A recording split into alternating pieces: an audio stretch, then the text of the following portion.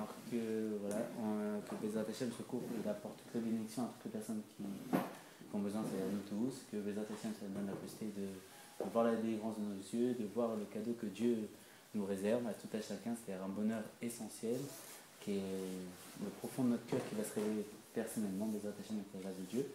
La paracha de cette semaine, c'est la paracha Vaïtse. Vaïtse, c'est quoi? C'est-à-dire que c'est Jacob. On va faire peut-être un petit résumé des parachas précédents. Qu'est-ce qui se passe? On sait très bien que pourquoi Jacob il doit sortir, qui est Jacob. Alors, pour résumer de façon bref, on va dire comme ça, bien sûr, il y avait Dieu a créé le monde, paracha Bereshit, parce qu'on sait très bien que dans le nom de la paracha, les sages expliquent qu'il y a toute la paracha en concentré, et dans le nom du Sefer, automatiquement, il y a tout le Sefer en concentré. C'est-à-dire que dans Bereshit, dans le terme Bereshit, on va dire, il est le concentré de tout le Sefer Bereshit. Bet Reshit, comme Rachid va nous dire, Bet Reshit, c'est deux commencements. Le premier commencement, donc le peuple juif, parce que Dieu, pourquoi il a créé le monde? C'est expliqué, il y a plusieurs avis. Entre autres, l'avis du Zohar, c'est pour se faire connaître. L'avis du Etzraïm, le Harizal expliquera, c'est pour montrer ses possibilités, tout son potentiel. Et bizarrement, la Chassidoute va retenir un avis du Midrash. Normalement, on prend, c'est vrai, souvent les vêtements d'expression, c'est-à-dire l'expression de la Kabbalah du Harizal pour s'exprimer. Parce que, pour donner un exemple, comme le Tanya va nous l'expliquer, il y a le Pardes. Le Pardes, c'est quoi? C'est le Pshat, le Remez, le Drash, le Sod, c'est-à-dire les 4 niveaux d'explication de la Torah.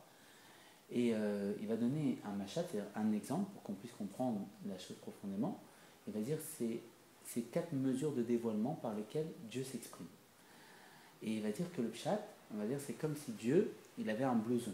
Alors si on prend le roi dans nos bras, on prend un chien, on prend un blouson, on va pas bien le sentir. Il va dire le remez, le sens allusif, c'est quoi? C'est comme s'il avait un pull. On va sentir un peu plus profondément son corps.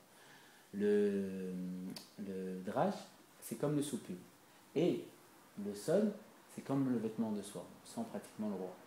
Et comme la chassidoute, qui est l'essence de la Torah, qui a toujours été là, elle, c'est Shemen, c'est le Razin des Razin, le secret des secrets, c'est l'huile. Cette huile va s'exprimer à travers tous les niveaux. Et donc, l'Admorazaken, ce qu'il va prendre, il va prendre le vêtement le plus, on va dire, le plus proche, le plus apte à dévoiler la chassidoute sans cacher son authenticité, sans cacher en essayant de moins la cacher, en essayant de plus la dévoiler. Donc ça, c'est le dévoilement de la chassidoute. Et donc, on a dit Bereshit, c'est 2 commencements. Dieu, pourquoi il a créé le monde? La chassidoute, normalement, prend les vêtements d'expression les plus raffinés qui sont la profondeur de la Torah, le Sod, les secrets, et là, bizarrement, elle retient le Midrash. Alors, pourquoi il a créé le monde? Il y a marqué que Dieu, il a une tava, il a un désir, comme ça, il a un désir, c'est comme nous, disons, on a un désir comme ça, j'ai envie d'aller manger tel aliment, manger telle chose, j'ai envie d'acheter tel vêtement, c'est comme ça. J'ai vu tel article, ça m'a donné envie. Voilà, il a un désir d'avoir une demeure ici-bas, Betartonim, il y a marqué au plus bas. Et l'Admorazaken va nous dire qu'il va entreprendre dans un main à marbre, un long discours, il va expliquer que il va poser des questions comme ça, et à la fin il va dire, mais sur un désir, on ne pose pas de questions. C'est-à-dire quelqu'un, il veut quelque chose, il veut comme quelque chose, on ne peut pas expliquer pourquoi il veut quelque chose. Il veut, c'est comme ça. Des fois, surtout les enfants, on leur dit, pourquoi tu veux ça? Je veux ça, c'est tout, c'est comme ça. Un enfant, il veut, c'est tout. Pareil, Dieu, il a ce désir d'avoir une demeure ici-bas pour résider à l'intérieur de chacun d'entre nous, dans le cœur de chacun d'entre nous. C'est comme ça. L'Admorazaken dit sur un désir, comme Dieu nous a fait à son image, il a fait l'homme à son image. Pareil, il nous explique que comme nous, on ne sait pas d'où vient notre désir, automatiquement, on ne peut pas savoir pourquoi Dieu. Il a eu un désir d'avoir une demeure ici-bas. Ça, c'est le premier rabbi. Le précédent rabbi, le rabbi Raetz, va pousser le raisonnement encore plus profondément. Il va me dire, mais avant un désir, il y a une pensée. On pense à quelque chose. Pour qu'il y ait un désir, pourquoi je vais vouloir tel article, j'ai vu un sac qui m'intéresse, ou j'ai vu une paire de baskets, ou bon, ça peut s'habiller dans tous les niveaux. Pourquoi je veux? Parce que j'ai vu, il y a une pensée. Il dit, c'est quoi cette pensée? Cette pensée, c'est le juif. Dieu, il a eu le désir de Dieu, c'est qu'il a vu son fils, comme c'est marqué dans le Tanya 41, même Aleph, Bijuni Nuvrata Olam, Dieu, il a créé le monde pour moi. Et pour chacun d'entre nous, Dieu, il a créé le monde. Et le secret de l'infini de Dieu, c'est que le monde est recréé à chaque instant, Ta'amin Maaseh Bereshit, à chaque instant, il refait le monde pour chacun d'entre nous. C'est pour ça qu'il y a marqué, l'Anika, l'enfant du Zohar, il va nous dire que le sage, il a les yeux dans la tête. Bon, ok, les yeux ils sont dans la tête, c'est quoi le chidouche, c'est quoi la nouveauté? C'est qu'en vérité, il a les yeux dans la tête, il a les yeux dans sa compréhension. On sait très bien qu'en fonction de la connaissance de chacun, on ne va pas voir les choses de la même façon. Un enfant va regarder une scène se passer devant lui, il ne va pas regarder la même dimension de son père. Pourquoi? Parce que son père, il a un vécu. Il a plein de connaissances qui engendrent que la scène, il la voit avec des connaissances. C'est un enfant, il sait pas c'est quoi une voiture, il va passer voir une voiture, mais c'est quoi? Qu'est-ce qui roule? Qu'est-ce que ça veut dire? Donc en fonction de chaque individu, vu qu'on a des connaissances différentes, le monde est repris en fonction de ses connaissances pour nous. Et c'est pour ça que le Baal Shem Tov est venu dévoiler la Chassidoute. C'est quoi la Chassidoute? Il est venu dire à tout à chacun, derrière chaque chose que tu vois matériellement, c'est Dieu qui s'exprime. Pourquoi? Parce que Dieu et le monde, c'est pas indépendant. C'est-à-dire quoi? Dieu, c'est le monde. Ne crois pas comme l'erreur, comme on sait très bien que Dieu, quand il a créé le monde, il s'est voilé, il a caché sa lumière. Pourquoi? Parce que s'il était dévoilé, on ne peut pas exister. Si Dieu, il dévoile le fait qu'il y a marqué dans la Torah, « Enon milvado », il n'y a rien d'autre à part Dieu. Alors s'il n'y a rien d'autre à part Dieu, il n'y a rien d'autre à part Dieu, alors comment j'existe? Si Dieu il dévoile qu'il n'y a rien d'autre à part Dieu, on ne peut pas exister. Donc il a dû se cacher. Pourquoi se cacher, se voiler? Pour nous donner la possibilité d'exister, indépendant dans le monde de vie. Et donc qu'est-ce qui se passe? Le fait qu'il s'est caché, on a eu la possibilité d'exister. Et donc par rapport à cette existence, aujourd'hui, qu'est-ce qu'il veut? C'est pour ça qu'on sait très bien que le Rabbi a annoncé qu'on est les derniers de l'exil. Et le Rabbi c'est un prophète. Et on est les premiers de la Géoula. On va voir la délivrance. Et cette délivrance, c'est quoi? C'est que Dieu va réapparaître à nos yeux. Mais pour réapparaître, il réapparaît petit à petit, en fonction de notre potentialité de pouvoir le voir ou le percevoir. Et c'est ça qui est venu dévoiler le Baal Shem Tov, il est venu dévoiler la Chassid. Il se dit, la Teva, la nature, c'est la même valeur numérique que Elohim. Dieu dans la pluralité. Elohim, c'est les dieux au pluriel. Mon Dieu qui s'habille dans la pluralité, dans tout ce qu'on voit, dans les moindres faits et gestes. Un enfant qui me sourit, mon enfant qui me sourit, c'est Dieu. Dieu à travers lui s'habille et c'est lui qui me fait un sourire. S'il y a marqué il y a rien d'autre à part Dieu, il y a rien d'autre à part Dieu. Ma mère qui me donne tant d'amour, qui m'a élevé, qui m'a pris toutes ses valeurs, c'est Dieu. Il a mis un vêtement d'expression. Ce vêtement, c'est quoi? C'est l'expression de ma mère qui m'a aimé tellement, qui m'a donné tant d'amour. C'est Dieu qui s'habille à travers tout ça. Les moindres faits et gestes. Ce plat que j'ai mangé, j'aime beaucoup, c'est mon plat préféré. C'est Dieu à travers lui qui me donne du plaisir à travers ce plat. Et donc, c'est ce qui est venu révéler le Baal Shem Tov. Comme on sait très bien que Israël Baal Shem Tov, son nom c'était Israël, il est venu pendant que les Juifs étaient dans un état d'évanouissement. Évanouissement, pourquoi? Parce qu'ils subissaient la Shoah de façon artisanale en Russie, comme Chazé Shalom a connu en Allemagne. C'est quoi artisanal avec les Cosaques? Ils souffraient énormément. Et Dieu il a envoyé un aide de perfection qui était Rabbi Israël Baal Shem Tov, Israël du bon nom. Et donc, qu'est-ce qui s'est passé? Rabbi Israël, pourquoi il s'appelle Israël? Parce qu'on dit que quand une personne est évanouie, il faut l'appeler par son prénom pour le réveiller. Et le fait qu'on va le rappeler par son prénom, l'âme va réintégrer. Pourquoi elle est évanouie? C'est que l'âme a quitté le corps. Et elle va réintégrer le corps et donc il va se réveiller. Et on dit que aussi, s'il ne se réveille pas, on l'appelle par le chef de la génération, le Moshe de la génération. Et Israël, c'est quoi? C'est le nom du peuple juif. Pourquoi il s'appelle Israël? C'est comme le peuple juif était dans un état d'évanouissement, il est venu nous réveiller. Nous réveiller, c'est quoi? C'est qu'en vérité, comme il y a marqué, on dit tous les Shabbats, quand on lit le Birkat Amazon, le Télim du roi David, Aïnou Kecholmim, on était comme des rêveurs. Et les sages ils vont nous dire, ce monde en vérité c'est une salle d'attente. Pourquoi? C'est marqué clair dans le Midrash Bereshit. Dans le Midrash Bereshit, il y a marqué que Dieu, la première pensée qu'il a eue, c'est Mashiach. Mais il n'y a pas Mashiach, on n'a pas Mashiach. Alors c'est quoi ce monde? En vérité c'est une salle d'attente, c'est une préparation. Une préparation à recevoir le dévoilement de Dieu, et qui est la volonté de Dieu de résider les tartonines, c'est quoi? Dans ma conscience qui est limitée. Dans ma conscience qui est séparée de Dieu. Et donc il fallait se séparer. Il fallait cette distance. Et donc Dieu il s'est voilé, il s'est caché. Aujourd'hui il réapparaît. Par quoi il réapparaît? C'est quoi ce médicament? C'est la Chassidoute. Et c'est pour ça que le Baal Shem Tov il s'appelait Israël. Il est venu nous réveiller. Mais quand on dort, on sait très bien qu'il y a une halakha dans le Shulchan Aruch. Il a marqué que quand on se lève le matin, c'est pas évident. Alors il y a une histoire comme ça d'un grand rave, je ne me souviens plus son nom, mais l'enseignement est très clair, c'est qu'il s'est levé. Et le Yetzara, il est venu me voir, il a dit oh, tu es vieux, tu es âgé, il fait froid dehors, reste sous la couette, pourquoi tu vas te lever? C'est pas grave, tu vas faire ta fête Torah et Mouza toute ta vie, un peu tu te reposes. Et ce rave, il a dit quelque chose d'extraordinaire au Yetzara, il a dit mais toi tu es encore plus vieux que moi, et tu t'es levé plus tôt que moi pour me dire que je ne devais pas me lever. Donc de toi je dois tirer l'enseignement, je dois me réveiller. C'est vrai que quand on dort, Dormir, c'est un plaisir. On apprend à se lever. Quand le réveil sonne le matin, des fois, on a envie de mettre plusieurs réveils. Donc, ce que je fais, je mets plusieurs réveils pour avoir le temps de me réveiller comme ça. Alors, c'est pareil. On est en train de dormir, on est en train de rêver. La galoute, c'est le rêve.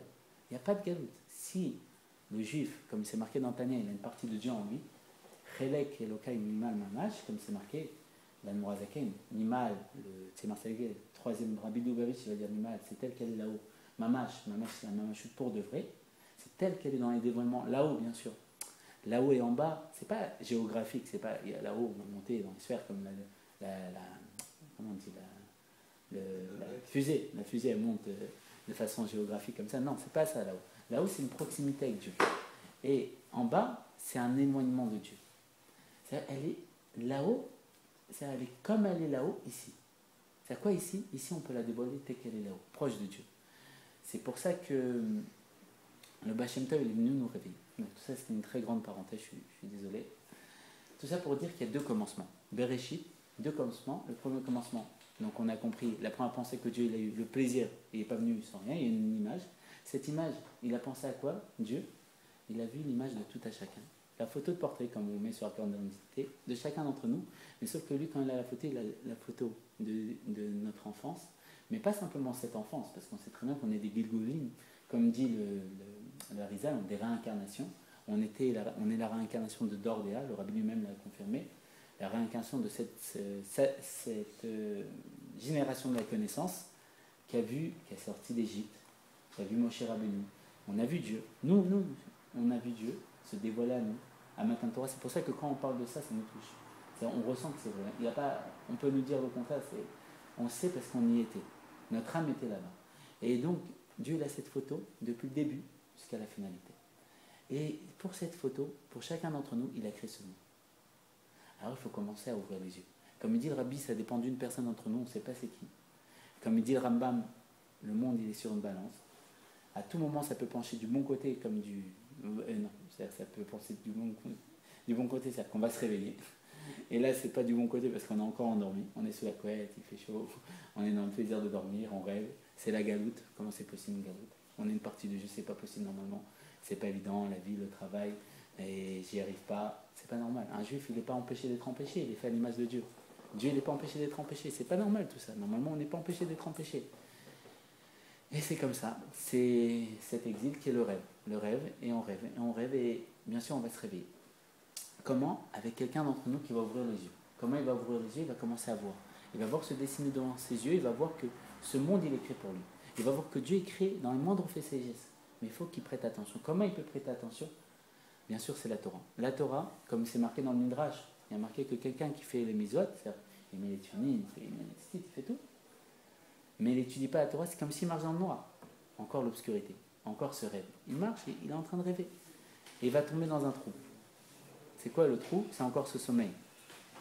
Il va être encore en train de rêver.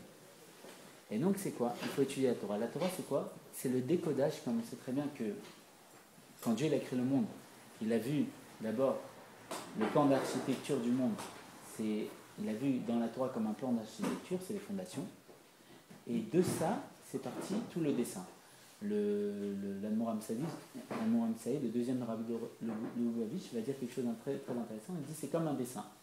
On va dessiner un dessin à l'encre, au crayon à papier, et dessus on va rajouter les couleurs. Le dessin, qui est la source des couleurs, de l'image et tout, ça c'est la Torah. Et il y a un exemple très concret aujourd'hui qui est l'ordinateur. Qu'est-ce qui existe vraiment dans l'ordinateur? Est-ce que c'est les codes binaires, c'est les codes informatiques, ou est-ce que c'est l'image? La réalité de l'existence, c'est, dans l'ordinateur, bien sûr, c'est les codes binaires. Les codes binaires, c'est une calcul de code, que chaque code, a un coloris, disons le 1 c'est coloris bleu, le 2 c'est coloris rouge, ou vice versa, c'est blanc et c'est noir. Et quand on donne cet affichage, ça donne une résultante qui est l'image. Mais si je modifie un de ces codes, ça donne une image complètement différente. Les codes, c'est les lettres de Torah. L'image, c'est le monde matériel tel qu'on le voit. Ce qui se passe, c'est que pas de problème, le Baal Shem Tov, il est venu dévoiler, il est venu nous dire venons regarder le monde avec les codes de Torah, c'est regarder le monde tel que la Torah nous le dit. Et petit à petit, on va réparer la vision et on va voir qu'en réalité, tout ce monde il est dirigé par Dieu. Parce qu'on sait très bien qu'il y a une différence entre le tzaddik et nous. Il y a marqué qu'il a mis l'un face à l'autre. C'est que le tzaddik, en réalité, sa problématique, si on peut dire qu'il y a une problématique chez le tzaddik, c'est que lui, il voit le monde, lui, il voit qu'il n'y a rien d'autre à part Dieu. Il ne voit pas le monde. Il voit que des lettres de Torah. Nous, là, à l'inverse, on voit le monde et on ne voit pas Dieu. On doit faire un effort de voir Dieu. Il y a peut-être deux histoires comme ça qui vont nous permettre de comprendre tout ça. Une fois, il y avait Rabbi Nachman de Breslev. Il devait faire un motzin Yechem Mares, la bénédiction sur le pain. Et il était avec le couteau comme ça, après avoir fait un Netilat Yadayim, l'abulation des mains. Et il tenait le couteau comme ça, il bougeait dans tous les sens. Alors les élèves, ils ont eu très peur, ils ont dit c'est dangereux. Et ils sont venus, ils ont pris la main, ils ont mis sur le pain. Et après, ils m'ont demandé, maître, pourquoi vous avez bougé dans tous les sens comme ça? Qu'est-ce que ça veut dire? Alors, Rabbi Nachman de Breslev, il a dit comme ça, je ne voyais pas le pain. Alors les élèves, le pain était devant vous. Et non, je voyais que des noms de Dieu. Bon, apparemment, il voyait des choses qu'on ne voit pas. L'Admorazaken, avant qu'il se voile à nos yeux, il a demandé à son petit-fils, c'est Marcédek, il a dit, qu'est-ce que tu vois là? Son petit-fils a dit, je vois un poteau. L'Admorazaken, il dit, je vois que les noms de Dieu qui recréent le poteau à chaque instant. Le tzaddik, on sait très bien qu'ils sont peu nombreux. Dieu, il a vu qu'ils étaient peu nombreux, il les a plantés dans les générations. C'est quoi? C'est la lumière.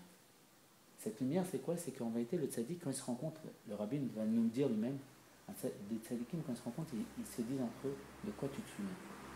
De quoi tu te souviens? Eux, ils ne sont pas endormis. Eux, ils ne rêvent pas.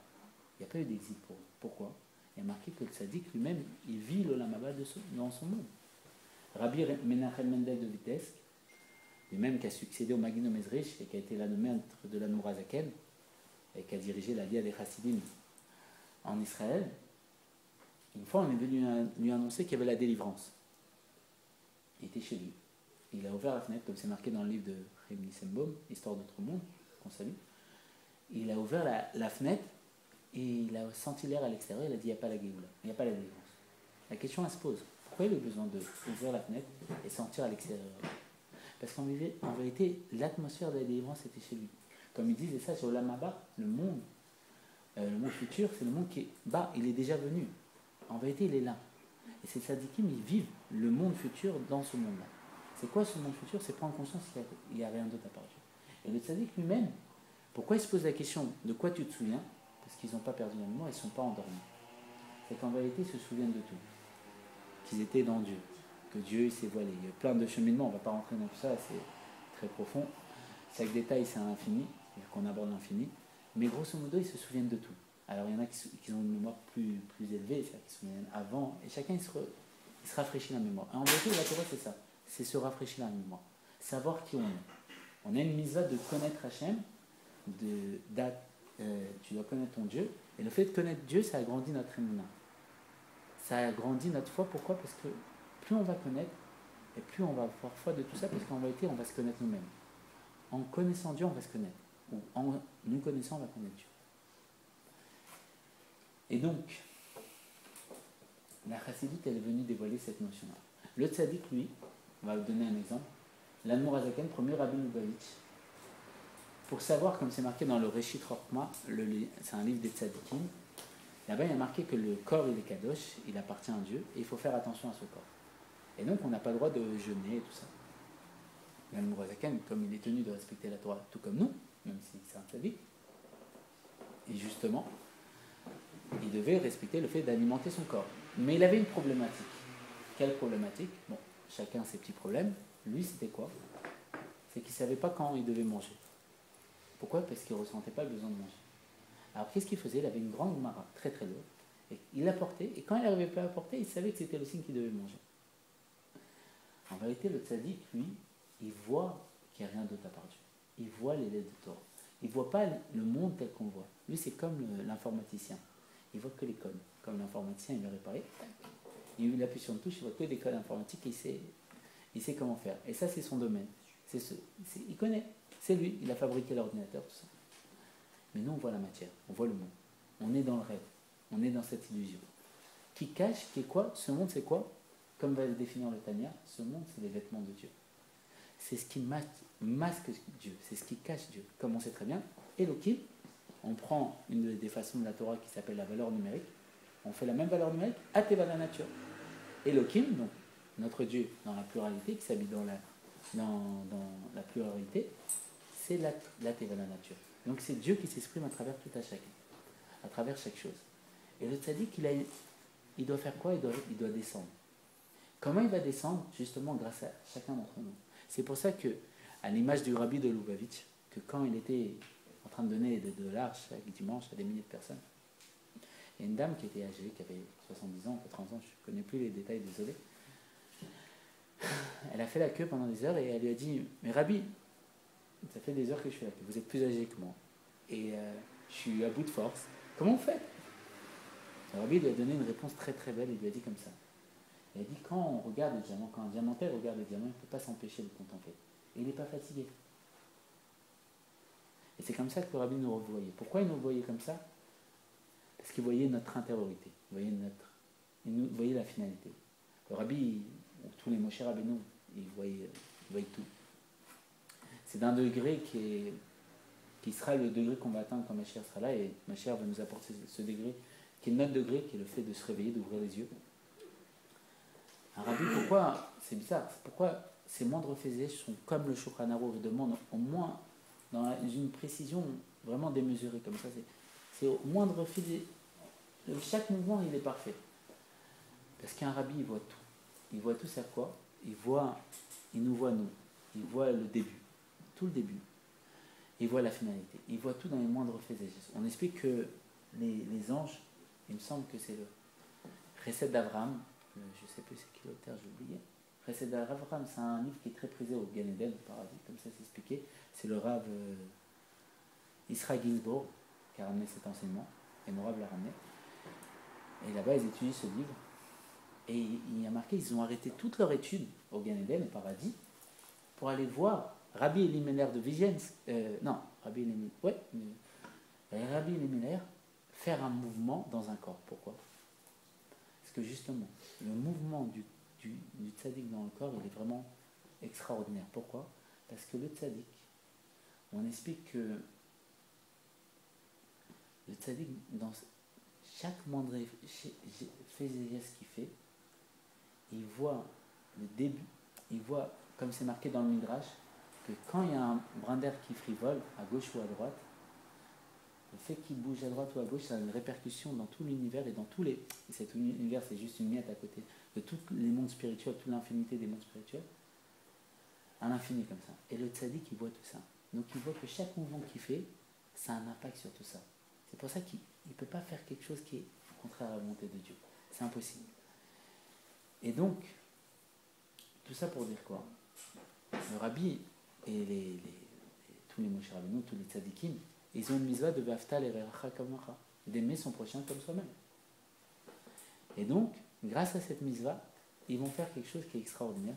C'est le fait de recevoir tout à chacun et de descendre de niveau, de descendre de la connaissance qui est rien d'autre à part Dieu, dans une connaissance où on existe indépendamment de Dieu, qu'on a nos petits problèmes, notre problème de Parnassa, c'est des grands problèmes pour nous, mais pour lui, il n'y a pas de problème. Pour lui, il sait que tout est dirigé par Dieu. Et petit à petit, il va voir que le monde, il existe. À nos yeux, bien sûr. Et c'est pour ça qu'il y a une histoire avec le Rabbi Marash, quatrième Rabbi Lubavitch. Et il se changeait énormément, il faisait des yeridout. Yeridout, c'est des entretiens privés avec des juifs.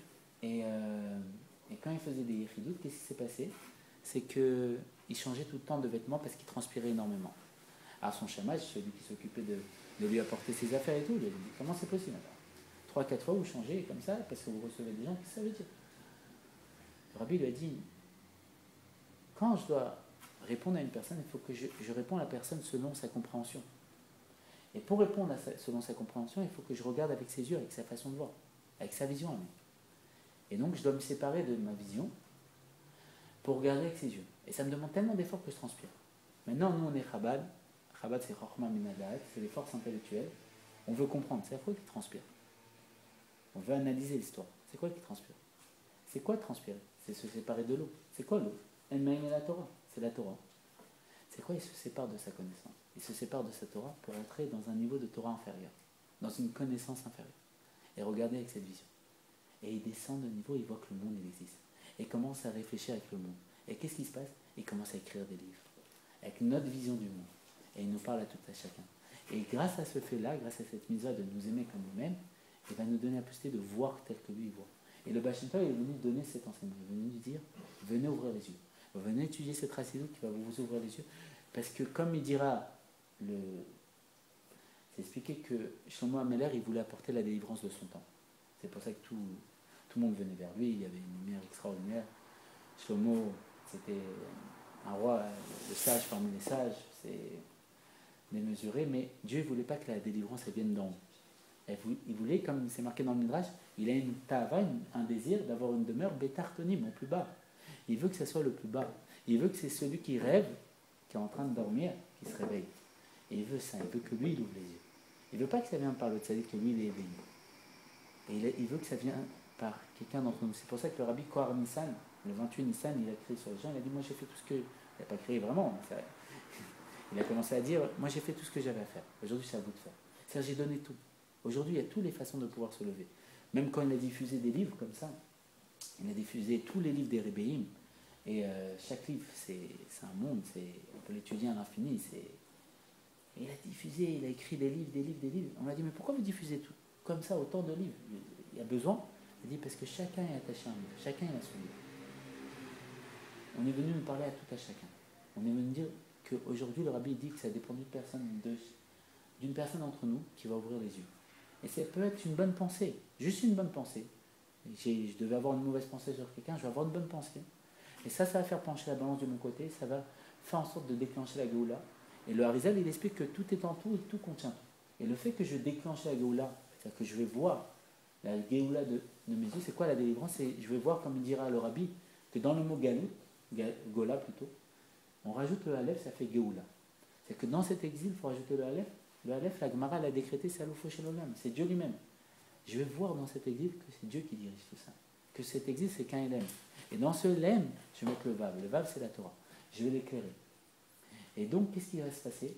Je vais voir la délivrance. Et comme en moi, tout est en tout et tout contient tout, je vais déclencher la Géoula chez tout le monde. Et donc ça, en vérité, c'est le fil conducteur de toute la Torah. Et de tout le Sefer Bereshit.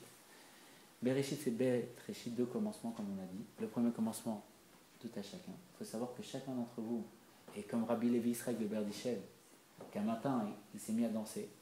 Ses élèves, les chassidim, pourquoi vous dansez, Rabbi? Il a dit, je viens de faire les brachot et je danse. Il dit, pourquoi?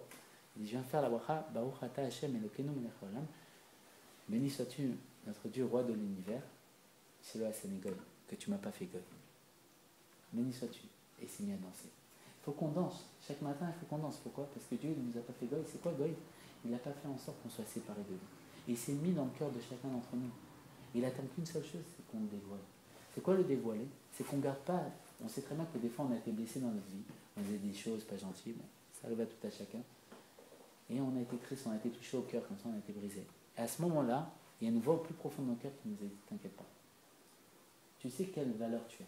Tu sais comment tu es à l'intérieur. Et elle nous a réconfortés. Cette voix-là, c'est Dieu qui a implanté dans le cœur de chacun d'entre nous. Parce qu'il a voulu être au plus bas, dans notre cœur. Et dans ce cœur, il est caché. Et ce cœur, on le dévoile. Bien sûr, on le dévoile à nos enfants, on le dévoile à notre famille, aux personnes qu'on aime.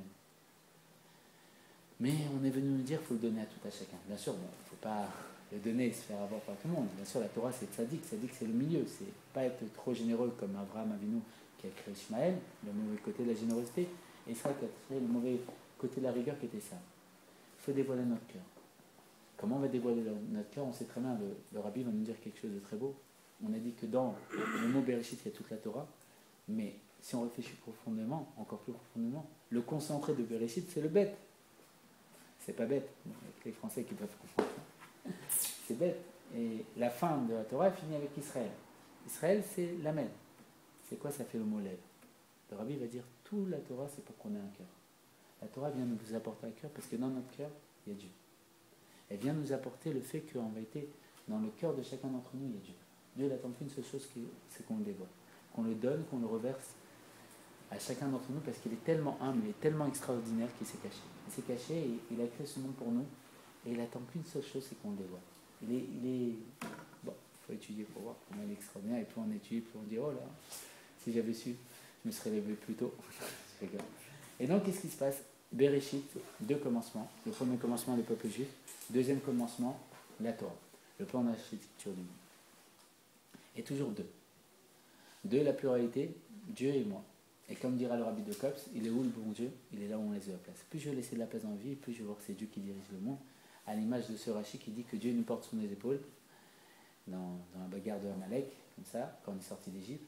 Et on croise quelqu'un, il nous dit mais il est où Dieu? Et il nous donnait tout ce qu'on avait besoin. Et on dit je ne sais pas où il est. Et là il nous nage de ses épaules et il y a un chien qui va nous mordre. C'est quoi le chien? Kélev, c'est rapproché de Koulolev. C'est qu'on devient dans un état où Koulolev, on est totalement dirigé par son cœur, par ses envies, ses désirs. Et donc, Dieu nous porte, chacun d'entre nous, il attend qu'on le dévoile. Et Bereshit, les deux commencements, donc bien sûr le peuple juif, le premier commencement, et la maison, comme on sait très bien que Dieu, la raison pourquoi Dieu il a créé le monde en 6 jours, et le 7e jour il s'est reposé, et pourquoi, bien sûr, pourquoi on ne fait pas Rosh Hashanah le premier jour, qui est de la création du monde, qui est le 25 Elul, Café Elul, ça veut pas dire qu'il a pris c'est-à-dire que Café Elul, c'est quoi? Pourquoi on ne fait pas cette date-là, et on fait Rosh Hashanah? L'explication sage de nos sages, c'est quoi? C'est qu'il a créé le monde pour Adam Arishon. Et comme, au début, quand il a créé le monde, il a préparé l'habitation, donc l'habitation c'est le monde, et il n'a pas mis, c'est comme si on va prendre un appartement, on ne va pas habiter dans l'appartement s'il n'y a pas de meubles, s'il n'y a pas le lit pour dormir, s'il n'y a pas la petite lampe de chevet au cas où si je veux lire de la Torah avant de m'endormir, tout ça. Alors il a préparé le monde, et c'est pour ça qu'il y a les 6 jours, et le 6e jour il a créé le monde, il a créé l'homme. Pareil, la première pensée c'était le juif, et après, Beth Réchit, le deuxième commencement, c'est la Torah. La Torah c'est le monde, la construction du monde. C'est quoi? C'est cet appartement qu'il est en train de dessiner pour chacun d'entre nous. Et donc après cette paracha qui est Bereshit, on peut parler à l'infini sur Bereshit. Il y a eu la paracha bien sûr de Noach, il a fait un monde de Shefa, d'influence, il a donné le recel, la générosité à l'infini, ils ont fait n'importe quoi, ils ont mélangé, bon voilà, on ne va pas rentrer, on va faire les grandes lignes maintenant qu'on a expliqué très profondément la première ligne. Et après il y a eu le déluge, Dieu il a regretté de créer le monde. Bon, après il y a eu, bien sûr après Noach il y a eu la paracha, la paracha heureuse, Abraham né, Abraham le premier qui dévoile le monothéisme dans le monde. Comme on sait très bien le premier mamar du rabbi, que quand le rabbi prend la direction des Chassidim Batiligani, il dit que la Shrina, la présence de Dieu, Batiligani, il est revenu dans le jardin. Ça fait référence à quoi? C'est dans Shir HaShirim, le livre de Shlomo Ameler. Batiligani, c'est qui revient? C'est Dieu lui-même. Il était dans son jardin, c'est quoi? Il était près d'Adam Arishon, il est parti à cause de la faute de la période du Maboul, il est parti aussi à cause de la tour de Babel, et la Shrina elle est montée jusqu'au 6e cieux, jusqu'au 7e cieux, et si elle est montée au 8e cieux, comme le Dieu il a créé le monde en 6 jours, 7e jour il s'est reposé, rétroactivement tout repartenait. À ce moment-là est venu Abraham Avinu, la figure du judaïsme, la figure de tout, et par son amour du prochain, par le fait qu'Abraham Avinu il était tout seul, il est appelé le puissant des puissants, il était tout seul contre tous, il a affronté Nimrod, il était extraordinaire comme ça, que quand Nimrod il lui a dit va dans la fournaise, c'est pas une fournaise c'était une fournaise, on explique qu'il y avait 3 jours de marche de fournaise. Et comment il fallait le mettre? On ne pouvait pas le mettre comme ça. C'est-à-dire que dès qu'on s'approchait, on se brûlait de la fournaise. Alors comment on a pu mettre Abraham Avinu là-bas? Ils ont pris une catapulte et ils l'ont jeté dedans. Et quand ils l'ont jeté dedans, il y a marqué que l'ange Michael il dansait avec lui dans la fournaise. Et cette figure emblématique qu'Abraham Avinu, l'Erchecha, il allait pour lui, vers lui. C'est quoi d'aller pour lui? C'est d'aller vers lui. Il va aller toujours vers son cœur. Tout est à l'intérieur, il faut le dévoiler. Et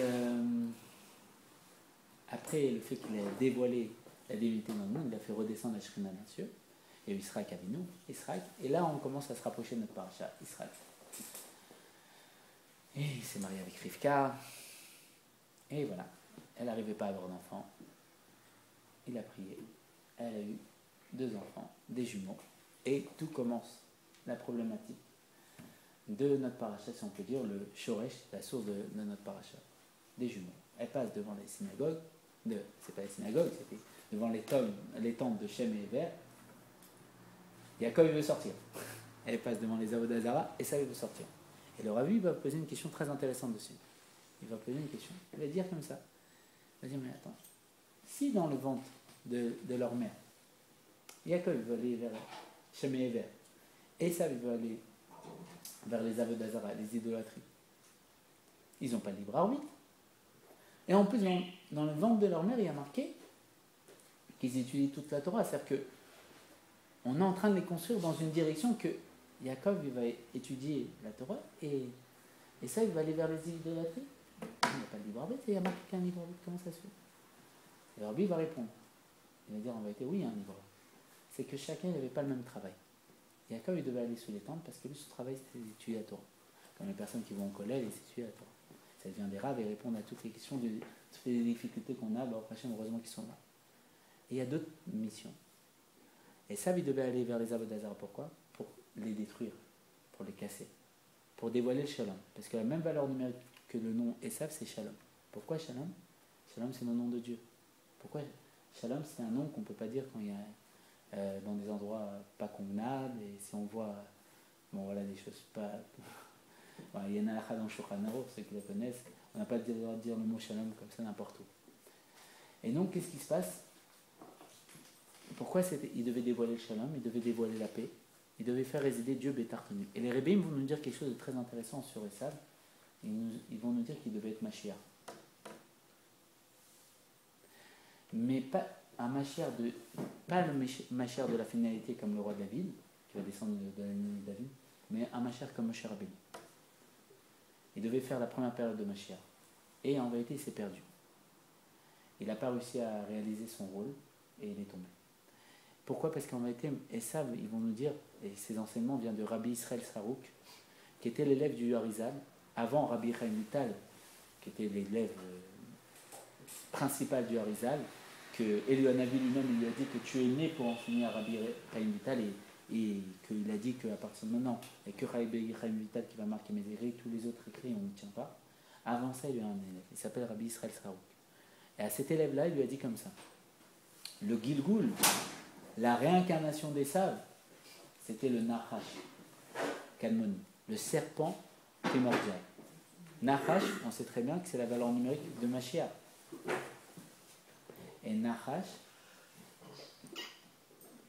qui est du langage Nenachesh, deviner, il est venu de faire deviner quoi à Adam Arishon? Il a dit comme ça à Adam Arishon, bon, Adam, tu es une image de Dieu. En toi, il y a tous les âmes des tzadikim, tous les âmes à venir. Tu es parfait. Dans un monde parfait, il lui a dit, tu sais quoi, c'est parfaitement ennuyant. Qu'est-ce que tu apportes à Dieu? C'est quoi le chidouche? C'est quoi la nouveauté? Et il lui a fait sous-entendre, le Nachash, qui avait l'air de numérique Mashiach, tu peux apporter quelque chose à Dieu. Une nouveauté. C'est quoi? C'est que Dieu, il est parfait. Et toi, tu es parfait, tu es fait à son image. Tu peux apporter à Dieu quelque chose. C'est quoi? L'imperfection. Et le fait que tu vas apporter l'imperfection, qui est la faute, tu vas rajouter chez Dieu, si on peut dire quelque chose. Tu vas apporter un chidouche. Et ça, c'est le premier livre que le Rabbi a diffusé après la victoire des livres du Tevet, qui s'appelle Avodat HaKodesh. Il y a marqué que si on dit que Dieu il est illimité, c'est le limiter. Pourquoi? Parce que s'il est vraiment illimité, c'est qu'il peut se limiter. Pareil. Adam Arishon, il était dans un degré d'illimité. Il était dans la délivrance, il allait avoir la délivrance. Et il attendait Shabbat, 3 heures, c'était fini. Mais le Nachash, qui est valeur numérique Mashiach, et comme on sait très bien, Dieu il a créé le monde. Pas pour Adam Arishon, c'est pour ça que Rosh Hashanah, Shana c'est la Shon chez nous, c'est le changement, tout le temps on change. Pourquoi? Parce qu'on change jusqu'à arriver à la dimension de Mashiach, et c'est une salle d'attente. On est endormi, il faut se réveiller. Quel niveau de Mashiach? Le Nachash, il est venu sous-entendre, il est venu faire deviner à Adam Arishon, tu peux apporter un niveau supérieur. C'est quoi? Faire résider Dieu, réaliser la ta'ava de Dieu, le désir de Dieu, de résider le tartonim au plus bas. Comment? En fautant. Justement en faisant la faute. Et tu vas faire résider Dieu au plus bas, c'est quoi? Dans chacun d'entre nous. Et c'est pour ça que ce serpent, il est revenu en réincarnation dans Esav. Et après, ce qu'il va nous dire, Il est revenu Esav encore en réincarnation et c'est devenu JC, l'acrobate. C'était ça. Rabbi Israël Sarouk, le Harizal. Ah ouais. Donc, voilà un peu la suite de Esav. Il devait être Mashiach et il est devenu Mashiach Shekel. Et donc, il y avait Esav et Yaakov. Et les deux, ils se balançaient dans le ventre de Rivka. Et Rivka, elle ne comprenait pas. Comment ça se fait que Rivka, elle ne comprenait pas cette lutte entre les deux côtés, le fait d'aller vers les vers les synagogues, vers Shem et Ever, et vers les Avodazara. Parce que peut-être qu'elle ne savait pas qu'elle en avait deux. C'est vrai. C'est pour ça que c'est le pshat, le sens simple, mais on parle d'une tzadéket qui a roi à Kodesh. Mais c'est vrai que pour les tzadékim, le rabbi dira que des fois Dieu est cache. Ils ont roi à Kodesh, mais Dieu leur cache ce qu'il veut. C'est vrai, c'est le sens simple, mais on dit que dans un sens plus profond, c'est que comme c'est une tzadéket, elle n'a pas de Yetzara. Elle a pas. Nous, on a ce combat en nous. On a deux pulsions en nous. On a l'âme divine en nous, et ça, on voit que dans cette paracha est liée au Tanya, qui va être le livre de psychologie, le Chumash de la Chassidut Rabbah, qui va nous dire qu'il y a deux âmes en nous. Il y a deux tendances. L'âme divine, le tzaddik qui est en nous. Moshe Rabbeinu qui est en nous. La partie de Dieu véritable. Qui est attirée que par Dieu. Qui veut rien, qui veut pas du monde, qui veut tout laisser. Qui veut prier Dieu, qui veut passer toute la journée à prier Dieu, qui veut étudier que la Torah. Il y a ce niveau en nous. Ça dépend si on l'a dévoilé ou pas, mais il est là. Il y a un autre niveau en nous qui est Esav. Esav, c'est l'âme animale. Celle qui est attirée par les plaisirs du monde, qui veut travailler, qui veut gagner de l'argent, qui veut réussir, qui veut tout, qui veut oublier Dieu, qui veut rester dans son rêve. Et qui, dans son rêve, il est en train d'imaginer pour avancer de plus en plus dans ce rêve, qu'est l'exil, qui est le fait d'être séparé de Dieu. Et il y a ces deux tendances. Et comme c'est une tzadéket, et qu'on a dit que dans un tzaddik, il n'y a qu'une âme divine, il n'y a pas d'âme animale, la preuve, c'est qu'il ne sait pas quand se nourrir. Elle ne comprenait pas ce combat. Elle ne comprenait pas pourquoi ça allait à droite et à gauche, parce qu'elle-même, elle n'a pas cette chose en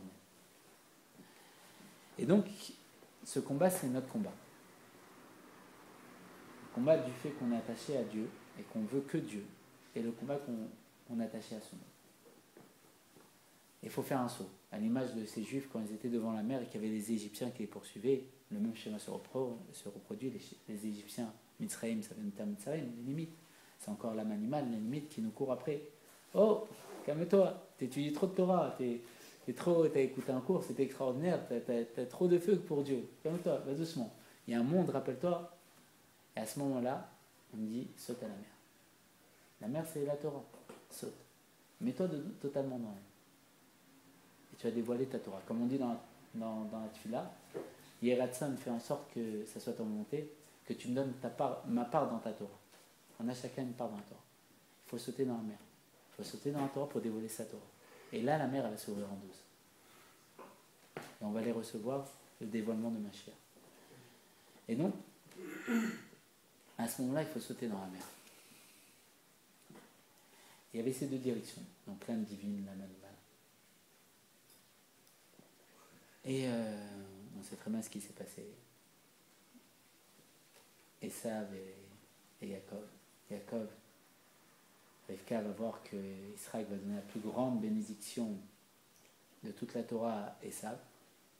Une erreur monumentale pour Rivka, qui avait plus de rois au Kodesh que Israël, parce qu'on sait très bien qu'il vivait le signe des Avot, le signe des pères, les agissements des pères sont un signe pour les enfants, pour nous-mêmes. Ils vivaient la période de la Géoula, ils vivaient pendant leur vie, ils vivaient au même niveau que la Géoula, ils étaient dans le niveau de la Géoula. Et dans le niveau de la Géoula, la femme a un niveau plus haut que l'homme. C'est pour ça que Dieu va dire à Abraham, Shema Bekola, écoute sa voix. Écoute tout ce que Sarah te dira. La Nourazaken, elle me posait une question très intéressante. Il y a marqué que la femme a fait la volonté de son mari. Il va prendre le sens simple. La femme a fait la volonté de son mari. C'est quoi faire la volonté de son mari? Son mari, il rentre. Comme Abraham, il est venu. Il y avait les anges qui sont venus. Il dit à sa femme, fais-moi, s'il te plaît, deux galettes, c'était Pessa. Sarah lui fait, bon, chacun d'entre nous, si on est tunisien ou pas tunisien, on demande à une femme, fais-moi couscous boulette, au bouillon, fais-moi tel plat. Bon, ça c'est le sens simple. La femme, elle fait la volonté de son mari. Il dit, mais un niveau plus profond. C'est quoi?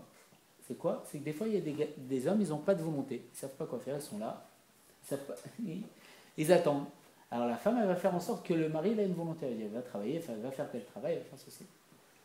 Mais, on va poser une question. On parle d'Abraham Avinu, on ne parle pas de Pierrot ou je ne sais pas. On parle d'Abraham Avinu, le puissant des puissants, celui qui s'est opposé au monde entier, celui qui représente l'âme. Comme le Zohar, il dira que l'image d'Abraham, c'est l'âme, et l'image de Sarah, c'est le corps. Qu'est-ce qu'elle a apporté à Abraham que lui, il a appelé une markava pour Dieu? Un char pour Dieu. C'est quoi un char? Pourquoi l'exemple d'un char? Parce que c'est comme une voiture. Si on ne met pas les clés, elle ne peut pas démarrer par elle-même. Que le moindre agissement de Abraham Avinu, c'était la volonté de Dieu. Au point que dans le Midrash, c'est marqué que l'attribut de générosité par lequel Dieu s'exprime dans le monde, il est venu se plaindre à Dieu. Il a dit, attends, depuis qu'Abraham Avinu est venu, j'ai plus de quoi faire. Il fait toute la générosité du monde. Elle était jalouse, elle a manifesté sa jalousie auprès de Dieu vis-à-vis d'Abraham. Comment Dieu dit à Abraham, qui a une markava pour lui, qui a un char pour lui, qui n'a pas de volonté propre, à l'image du Rabbi Marash, qu'une fois il a pris quelque chose derrière lui, comme ça, il est resté bloqué. Il est revenu, il a dit, mais pourquoi vous êtes resté bloqué? Elle dit, à ce moment-là précis, j'ai pas eu d'indication de Dieu. On parle d'un degré qu'Abraham, chaque fois, ce qu'il faisait, c'était Dieu qui dirigeait. Alors pourquoi Dieu lui dit, justement, écoute Sarah? Ça veut dire. L'Admorazaken va répondre. Il va dire oui, c'était une marque. Mais Abraham, c'est quoi? C'est la générosité. La femme, c'est Ateret Bala, la couronne. C'est quoi la couronne? Pourquoi on parle de couronne? La couronne, c'est quelque chose qu'on met au-dessus de la tête. La couronne, elle fait en sorte qu'un être, il va être couronné et on va dire que lui, c'est un roi. Et qu'il aura pouvoir de vie ou de mort sur chacun, sur tout à chacun. C'est qu'elle va couronner l'être. Elle va faire en sorte qu'il soit un roi. C'est quoi? Pour nous dire secrètement, comme on sait très bien que quand un sage, il est descendu à la Marpella pour demander qu'Abraham Avinu prie. Bon, on ne va pas rentrer dans toute cette parenthèse, mais il a vu là-bas qu'il a demandé à Eliezer, serviteur d'Abraham, quand il a vu il s'est évanoui, après il s'est levé, il a demandé comment ils sont disposés, Abraham et Sarah. Il a expliqué que Sarah, le niveau des pieds de Sarah arrive au niveau de la tête d'Abraham. Pourquoi? Pour nous dire que le dernier niveau de Sarah enfante le premier niveau d'Abraham. Et c'est pour ça qu'une femme, quand elle sera enceinte, elle aura mal aux jambes. Parce que c'est la vitalité des jambes qui va créer la vitalité de l'enfant, qui va donner en sorte qui va transmettre cette vitalité. Le dernier niveau de la femme va engendrer le premier niveau de l'enfant. Et donc, en réalité, cette femme, elle représente cette couronne. Cette couronne, c'est quoi? C'est un niveau qui est au-dessus des forces de l'intellect. La couronne, elle est au-dessus de la tête. C'est un niveau au-dessus. Elle va engendrer, Sarah, qu'Abraham, c'était une markava de générosité pour Abraham, elle va engendrer qu'Abraham va devenir une markava de rigueur pour Dieu. Pourquoi? Abraham, il n'arrivait pas à être rigoureux. Il était généreux. C'était bien sûr un char pour Dieu. Et elle va le transformer. Comment? Elle va lui dire, qu'est-ce qu'elle va lui dire?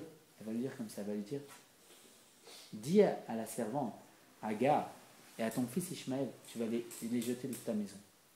Mais c'est un acte de rigueur absolue. Qu'est-ce que ça veut dire? Attends, moi je suis Abraham Avinu, je me suis marié avec toi. Tu me dis d'avoir un rapport avec la servante.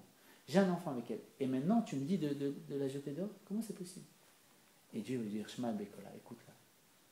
C'est quoi l'enfant? Le Tana va nous dire, l'enfant ça représente notre amour. Elle va lui dire, toi Abraham, t'es qu'une markava, qu'un char pour Dieu de générosité. Mais Dieu, il appelle le Nosé Farim, celui qui mélange le contraire, celui qui n'est pas empêché d'être empêché. En étant qu'une markava, qu'un char pour la générosité, tu ne peux pas recevoir le dévoilement infini de Dieu, qui est quoi? Qui est le fait que lui, il peut mélanger les antagonistes, qui est quoi?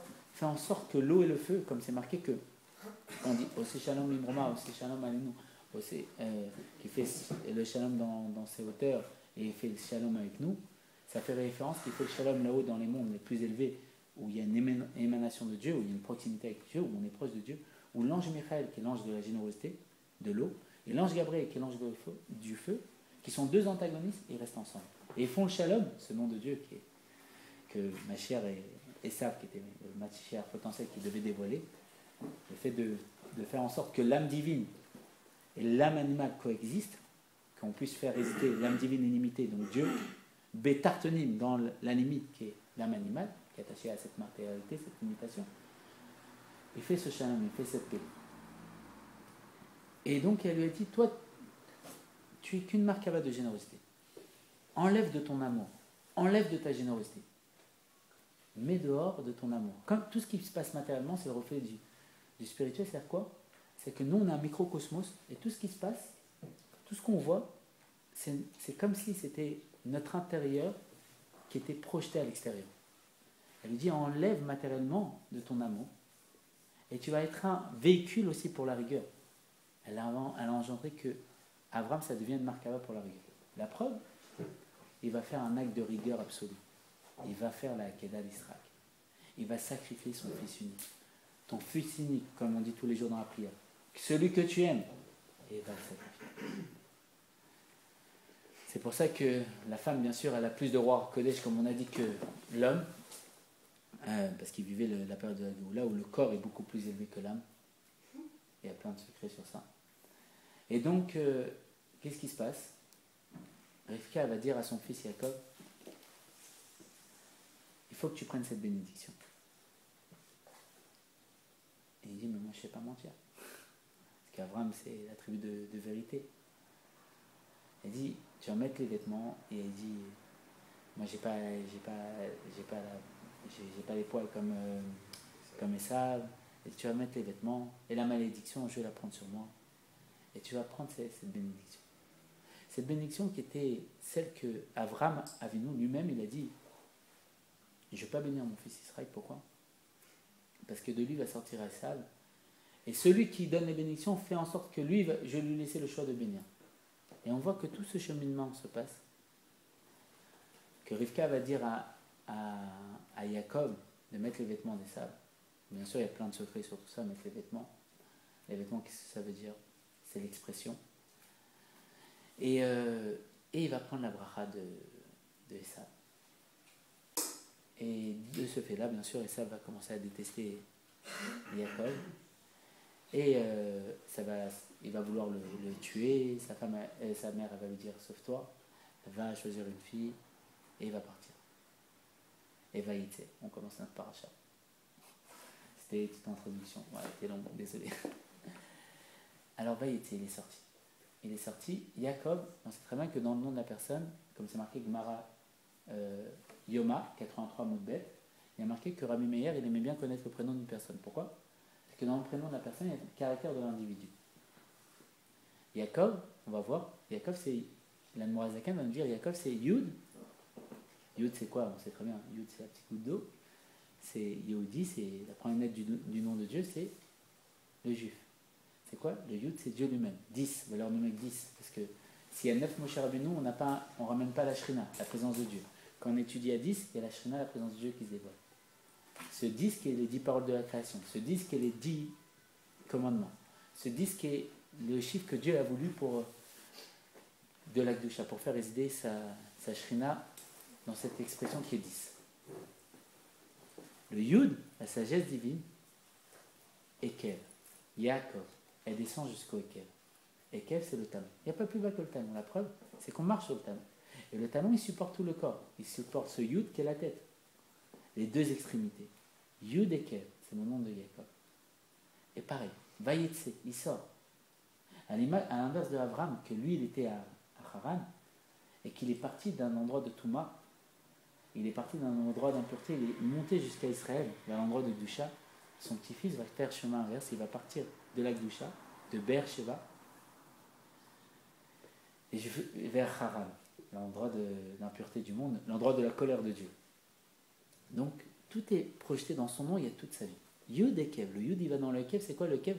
C'est la partie la moins sensée du corps, que si, comme il dit le Rabbi Rahat, si on doit mettre quelque chose dans de l'eau chaude, on ne va pas mettre notre tête, on va mettre notre talon. Pourquoi? C'est la partie la moins sensée du corps. Ça fait référence à la zone blanche de la mort, tout ça. Et le Yud va dans le Kev. C'est quoi le Kev? C'est Haram, justement. Jacob, il va descendre pour descendre la sagesse de Dieu, le dévoilement du Yud, qui n'a rien d'autre à part Dieu dans le Kev. Là-bas, dans cet endroit où on nie le bon Dieu, on ne reconnaît pas le bon Dieu. Et il va descendre. Et il y va. Et qu'est-ce qui se passe là-bas? Bien sûr, il va travailler pour Lavan, son oncle. Il va vouloir se marier avec Rachel. Et Lavan, il va lui donner Léa. Et Léa, ce qui s'est passé, c'est que on dit que Jacob il avait donné des signes, c'est marqué dans le Rachid, dans son simple, dans le chat, le Rachid le ramène. Dans la Megillah, c'est ramené, il avait donné des signes spéciaux parce qu'il savait que Laban était rusé, il se méfiait de lui. Et il a donné des signes à Rachel pour qu'il ne se trompe pas. Parce que oui, Jacob, il n'était pas, comme on a dit, Jacob c'était un tzaddik, il ne voyait que les noms de Dieu, il ne voyait pas le monde matériel. Et Rachel et Léa, c'était des sœurs jumelles.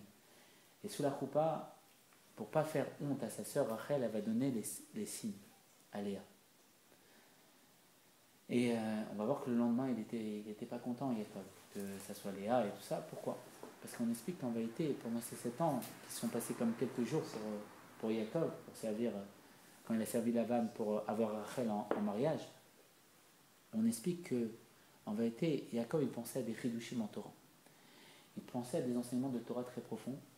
On va peut-être amener une histoire qui va nous permettre de comprendre qu'est-ce qu'il était en train de faire et pourquoi justement il a cette réaction contre Léa, pourquoi ça l'a embêté profondément Jacob, vu que c'est la paracha, c'est d'actualité, et que l'Admorazaken dit qu'il faut vivre avec son temps, donc avec la paracha de la semaine.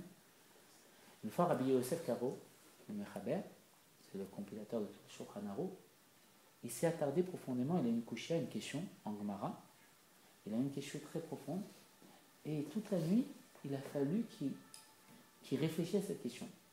Et jusqu'au petit matin, il a trouvé la réponse.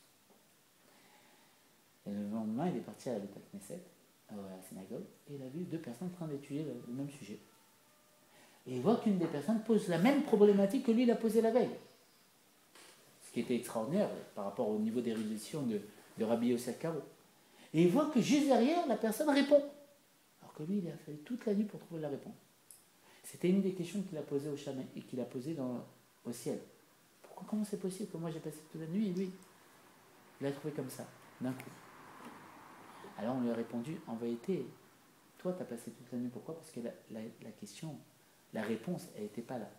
Elle n'était pas disponible.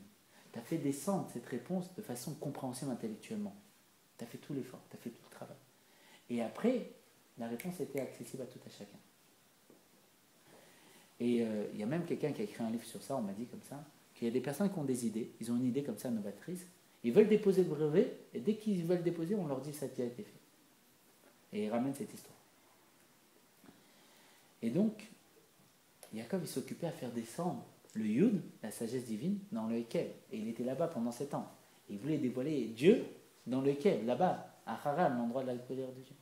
Et pourquoi il n'était pas content quand c'était Léa? Parce que Léa, l'expression de Léa, ça représente la marchava, la pensée. La pensée qui n'arrête pas qui est un continuel recommencement. Et à l'intérieur de chacun d'entre nous, il y a une pensée qui tourne comme ça. Et on s'attarde sur une pensée plus qu'une autre. Et ça représente Léa. Léa représente ce dévoilement-là. Et Rachel, à l'inverse, elle représente la malchoute. La malchoute, c'est la royauté, c'est le dévoilement. Le fait de dévoiler. C'est pour ça que Rachel, c'est pour ça qu'Jacob, justement, il a voulu se marier avec Rachel. Il voulait dévoiler le Yud, la sagesse divine, tous les chidushim de la Torah, donc Dieu, Betartonim au plus bas dans le Hekel, et grâce à Rachel, qui est le véhicule par lequel on peut dévoiler l'expression de Dieu, et quand il a vu que c'était elle, il en a voulu. Pourquoi? Parce qu'elle, c'est quoi? C'est resté dans la pensée, dans la marche avant. Mais on dit qu'en vérité, Rachel a été sous le lit. C'est quoi qu'elle était dans sous le lit? C'est qu'elle a dévoilé tout simple. C'est que ça n'a pas été perdu. Et après, c'est une drachée, non? Et après, il a resservi 7 ans pour Rachel et tout ça. Et on voit quelque chose d'extraordinaire. On voit que dès qu'il va voir Yosef, bien sûr, on va passer tout le fait qu'il ait eu tous les fils. Dès qu'il va voir Yosef, il va dire à Lavan, ça y est, fini, on prend les valises, on retourne. Comment c'est possible? Il a eu plein d'enfants avec Léa, 6 enfants, 2 enfants avec la servante de Léa, 2 enfants avec la servante de Rachel, et un enfant avec Rachel, et c'est le fromage d'aujourd'hui. Et dès qu'il a l'enfant avec Rachel, Yosef, il dit, ça y est, on rentre, j'ai fini mon travail. Comment c'est possible? Et là, l'Admorazaken va nous dire quelque chose d'extraordinaire. Il va nous dire, c'est quoi Yosef? Yaakov, c'est Yud et Kev. C'est quoi Yosef? Yud, Sof. La sagesse de Dieu qui descend dans le Sof jusqu'à la fin. C'est quoi la fin? Sof, c'est valeur numérique au lame, dans ce monde. Il a dévoilé le Yud dans la sagesse. Pourquoi? Parce qu'il s'est uni avec Rachel, qui a dévoilé tout son niveau dans la matérialité du monde. Et c'est pour ça qu'il a dit à ce moment-là, à la fin, c'est bon, j'ai fini mon travail, j'ai dévoilé, j'ai eu Yosef, là on peut retourner voir Esav, on peut affronter Esav, il n'y a pas de problème. J'ai dévoilé Dieu, mais t'as retenu mon plus bas. J'ai fait le travail de Esav. Et je ne sais pas, vous voulez qu'on continue, parce qu'il y a beaucoup à dire encore, hein. Ou sinon on peut arrêter. Mais grosso modo, c'est ça la paracha. Et c'est pour ça qu'il part dès qu'il a eu Yosef. Il part dès qu'il a eu Yosef, parce qu'il a fait descendre le Yud, la sagesse de Dieu, dans le Sof, dans le Olam, dans le monde. Et il n'y a pas plus bas que le Sof. La finalité du monde, c'est ici. Et après, il fait le chemin inverse. Et il remonte vers Beersheba. Et après, bien sûr, il dit à Esav, il envoie Ishla, il envoie. Si vous voulez, il y a plein de secrets sur Chaye Sarah avec ça. Et c'est extraordinaire. Si vous voulez, on peut le faire, c'est 5 minutes. Si vous avez encore 5 minutes. Parce qu'on m'a dit il y a 1 heure, ça affiche 1 heure au compteur, je ne vais pas vous prendre plus de votre temps. En fait, ça, en plus, ça fait référence au fait que. Il y a une question qui se pose dans la paracha Chaye Sarah. C'est le Zohar, Rabbi Shimon Bar Yochai qui va nous dire. Il y a marqué Avram, il va pour acheter la Marpella. Bon, d'accord, il va acheter la Marpella. On sait très bien que Dieu lui a donné tout Israël. Pourquoi il achète la Marpella? Bon, il a envie d'acheter. C'est tient au cœur. C'était pas encore effectif. Bon, d'accord. Et là-bas, il rencontre une personne, que cette personne, elle va monter de grade parce qu'elle parle avec Avram. Et il va dire, je vais payer 400 cycles d'argent. Et qu'est-ce que c'est 400 cycles d'argent entre toi et nous? Il insiste et il paye. Le soir, Rabbi Shimon Bar Yochai, bon, il n'y a que Rabbi Shimon Bar Yochai qui fait ça. Il va dire, Avram, comment tu as pu faire ça? Comment tu as pu faire ça? Comment tu as pu payer 400 cycles d'argent pour la mère là? Qu'est-ce que ça sous-entend? Qu'est-ce qu'il a fait? C'est quoi? Il va nous expliquer. Là, comme on a dit, l'image du Zohar, c'est que Sarah représente le corps général de tout le peuple juif. Et Abraham représente l'âme. Pas l'image de la dame Arishon, qu'en lui il y avait toutes les âmes. Si on veut comprendre une âme, l'âme, on voit l'histoire d'Abraham, l'âme elle s'exprime comme Abraham. L'âme c'est puissant des puissants. Il y a le monde entier contre elle. Moi je suis une partie de Dieu, j'ai peur de personne. Nimrod, toi j'ai pas peur. Jette-moi dans la fournaise, il n'y a rien d'autre à part Dieu. Et à l'image de Rabbi Akiva, qui disait à chaque instant, quand je pourrais faire cette mitzvah qui est Kiddush Hashem, il me donnait ma vie pour Dieu. C'est l'âme divine. Elle est comme ça. Le corps, Sarah, qui était d'une beauté extraordinaire, qu'on disait qu'à tout côté de Sarah, toutes les femmes ressemblaient à des singes, et on dit qu'à côté de Rava, Sarah elle-même, elle ressemblait à un singe. Mais c'est quoi? C'est le corps. Le corps qui a une beauté. Une beauté extraordinaire qui est quoi? Qui est, en vérité, plus l'âme est en accord avec le corps, plus le corps dévoile sa beauté. Ce corps général, il est représenté par Sarah. Avram, il a eu peur. Mais le Zohar va nous dire qu'Avram, il a eu peur. Il a eu peur de quoi? Comme on sait très bien que l'âme et le corps, c'est deux aimés qui ne se séparent jamais. À ce moment, ils se séparent. Il doit enterrer Sarah. Mais bizarrement, on sait très bien que le nom de la paracha, c'est toute la paracha. Mais la paracha, ça ne s'appelle pas la mort de Sarah. Ça s'appelle Chaye Sarah, la vie de Sarah. Comment c'est possible qu'elle s'appelle Chaye Sarah? Et même la paracha Vayechi avec Jacob. On est en train de l'enterrer. Pourquoi tu me parles de sa vie? On vient de nous apporter un chidouche qui est tout à fait nouveau. C'est quoi? C'est quoi la Torah? C'est la Shana Hora, elle vient nous enseigner. C'est que le corps, il est éternel. Bien sûr, on sait très bien comment va se passer Triata Metim. Triata Metim, on va tous revenir par le louz. Le louz, c'est un os incassable qui n'a pas été touché par la faute d'Adam Arishon, parce qu'il l'a fait avant Shabbat. Et ce louz, on le nourrit après Shabbat, à Motzei Shabbat, pour le repas de la Melavé Matka que David Ameller il a demandé de faire. C'est l'os incassable, et même dans le Mara, on avait expliqué, il y avait un empereur qui voulait le détruire, avec un marteau, il a tapé dessus, il a mis de l'acide, il a brûlé, rien à faire. Et de cet os-là, tout ça va revenir à la vie. On est venu nous dire que ce corps, il est éternel. Et Avram, qui représente l'âme, il a eu peur. Qu'est-ce qu'il a eu peur? C'est que quand Mashiach va venir, le corps, il va dévoiler son vrai niveau. Le niveau du corps, qui est représenté par la femme, il est beaucoup plus élevé que l'âme. Bizarrement, on croit que l'âme, elle est plus élevée. Mais non, le corps est plus élevé. Pourquoi?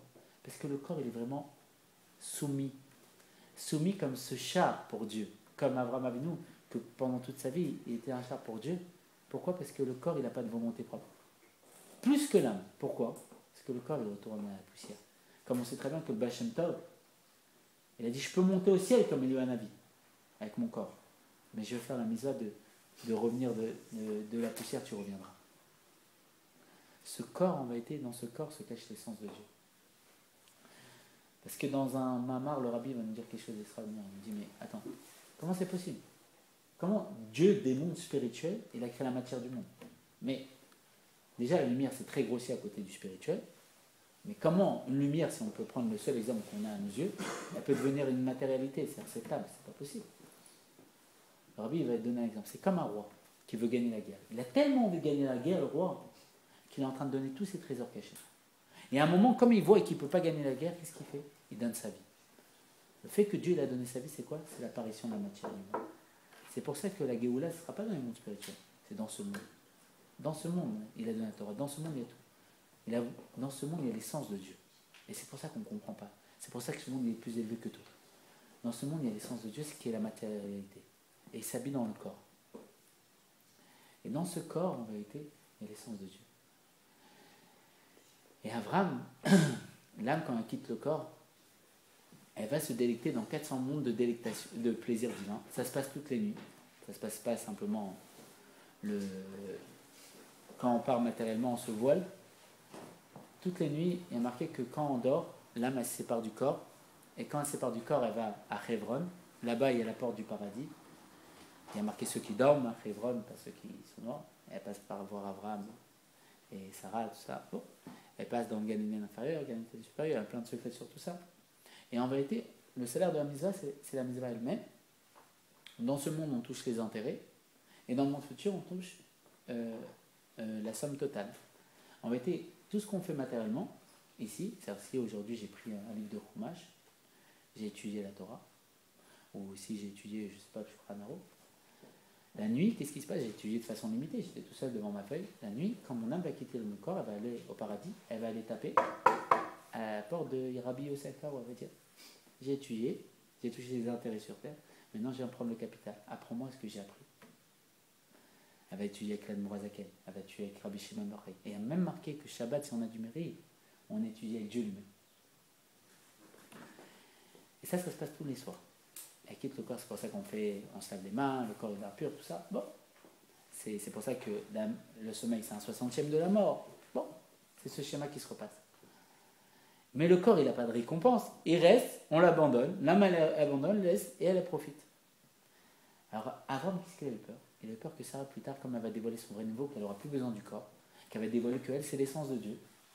Il a eu peur, Abraham Avinu, que Sarah, le corps, lui dit, mais j'ai plus besoin de toi maintenant.